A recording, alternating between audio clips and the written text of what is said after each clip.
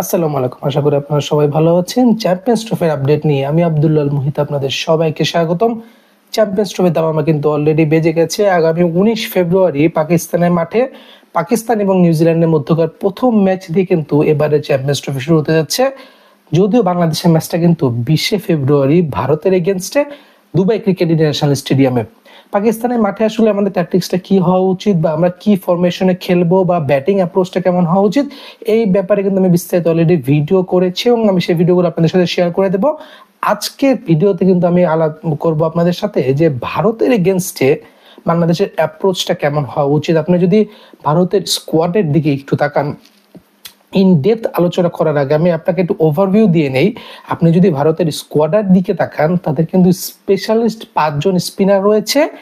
তাদের pace bowler ইউনিটটা কিন্তু তুলনামূলকভাবে একটু দুর্বল, কারণ আপনি জাসপ্রীত বুমরাকে মিস করছেন, আপনি মোহাম্মদ সিরাজকে তার স্কোয়াডে রাখেনি। সবকিছু মিলে তারা পেস বোলিংটাতে একটু উইক।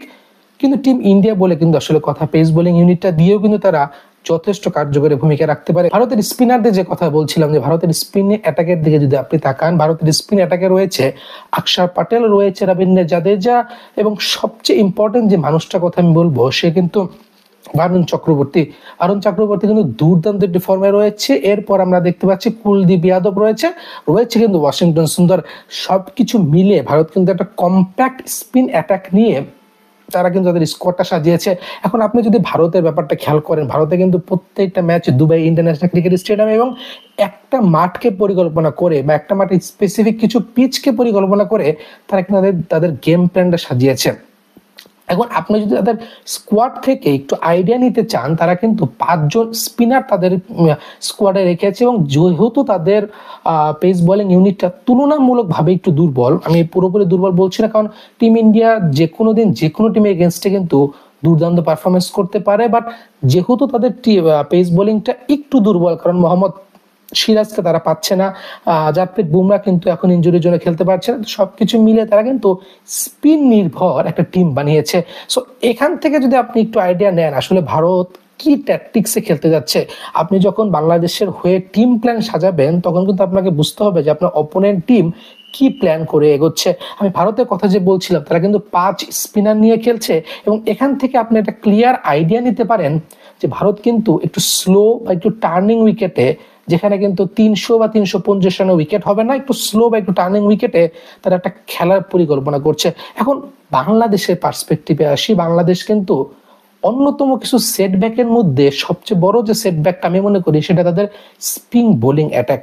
আমি ব্যাটসম্যানদের কথা বলছি, তারা মোটামুটি একটা টাচে রয়েছে। পেস বোলিং ইউনিটটা তুলনামূলকভাবে যে কোনো টুর্নামেন্টের চেয়ে এবার আমি ভালো মনে করছি, কিন্তু স্পিন অ্যাটাকটা বাংলাদেশ কিন্তু একটু ল্যাক করছে, কারণ সাকিব আল হাসান নেই। এখন সাকিব আল হাসান কেন নেই, তার বোলিং অ্যাকশনটা অবৈধ হয়েছে, সবকিছু মিলিয়ে হয়তো অন্য একটা আলোচনা আমরা করতে পারি, বাট সাকিব আল হাসান নেই। আসলে উপসংহারটা এটাই, সাকিব আল হাসান নেই। মেহেদী হাসান মিরাজ কিন্তু এবার আমাদের স্পিন অ্যাটাকটা লিড দিবে।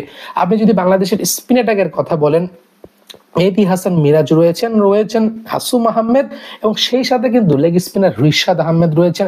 আমি এই স্কোয়াডে মাহমুদুল্লাহ রিয়াদকেও অ্যাড করেছি এই জন্য, কারণ তার কাছ থেকে কিন্তু আমরা পার্ট টাইম অফ স্পিনটা পাইতে পারি। সো হয়তো এখান থেকে আমি তার কাছ থেকে 2 থেকে 3টে ওভার আমি আশা করছি। তো সবকিছু মিলিয়ে বাংলাদেশের যে স্পিন অ্যাটাকটা, এটা কিন্তু একটু উইক। আসলে আপনি যদি চিন্তা করে দেখেন যে মেহেদী হাসান মিরাজ ফুল 10 ওভার করলেও বাকি যে নাসুম আহমেদ এবং আপনি রিশাদ হোসেনের কথা বলেন, তারা কিন্তু স্পিনে বা স্পেশালি ওডিআই ফরম্যাটটাতে খুব একটা এফেক্টিভ না। এখন যদি স্লো বা লো টার্নিং পিচে ম্যাচ হয়, সেই ক্ষেত্রে বাংলাদেশের চেয়ে কিন্তু ভারত একটু ভালো অ্যাডভান্টেজ পাবে। এখন বাংলাদেশ কি 3 স্পিনার নিয়ে স্কোয়াড সাজাবে, নাকি তারা 2 স্পিনারের সাথে 3 পেসার নিয়ে খেলাবে? তো এখন পর্যন্ত ভারতের যে স্কোয়াডটা আমাদের সামনে রয়েছে বা ভারত যে পরিকল্পনাতে আগাচ্ছে, তাতে আমার মনে হচ্ছে যে দুবাই পিচ কিন্তু এমনিতে একটু স্লো এবং এখানে কিন্তু আমি আগেই বলেছি যে এই পিচে আপনি 280 বা 300 রান দেখতে পারবেন না, হয়তো বা 260ও ডিফেন্ডেবল টার্গেট হয়ে যেতে পারে। তো সেই ক্ষেত্রে ভারতের স্পিন অ্যাটাকের কথা মাথায় রেখে বাংলাদেশ যদি 3 স্পিনার এবং 2 পেস অ্যাটাক নিয়ে মাঠে নামে, আমি কিন্তু তাতে অবাক হব না। আপনাদের মতামত অবশ্যই কমেন্ট সেকশনে জানাবেন। ধন্যবাদ।